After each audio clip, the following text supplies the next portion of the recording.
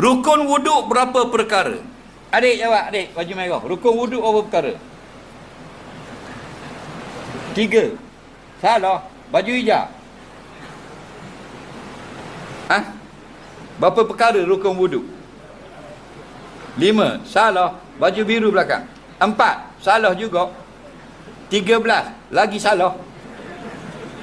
Mu baju biru. 13. Adam. Rukun wuduk berapa perkara? Ingat tak? Awak baju hitam? 6 perkara. Dia betul. Rukun wuduk 6 perkara. 2 daripada hadis, 4 daripada Quran. Ya ayyuhallazina amanu iza kuntum ila salah. Wahai orang beriman, kalau kamu hendak semayang, fagsilu wujuhakum. Rukun yang pertama dari Quran ialah basuh muka. Yang kedua, wa aydiyakum ilal marafiq, basuh tangan sampai ke siku. Ketiga, wamsahu biruusikum, sapu air di kepala kamu. Keempat, wa arjulakum ilal ka'bain, basuh kaki sampai mata kaki. 2 lagi, niat dan tertib daripada hadis. Hadis lagu mana? Innamal a'malu binniyat. Amalan itu sah dengan niat.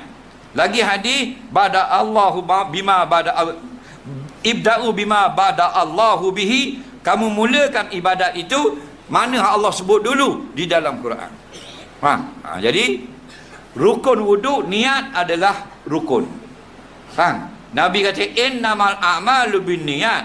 Apa makna innamal a'mal? Tengoklah kitab Fathul Bari, Ibn Hajar Asqalani kata innama tasihul a'mal. Hanya sah amal dengan niat. Mana kalau tak ada niat, tidak sah. Kenapa? Sebab itu dikatakan rukun. Apa makna rukun? Ma yatawaqqafu ala sihhati syai' wa kana juz'an minhu. Perkara yang mesti ada untuk sahkan satu ibadat. Kalau tak ada, tidak sah. Jadi terjawab soalan, siapa berwuduk terlupa niat, tidak sah.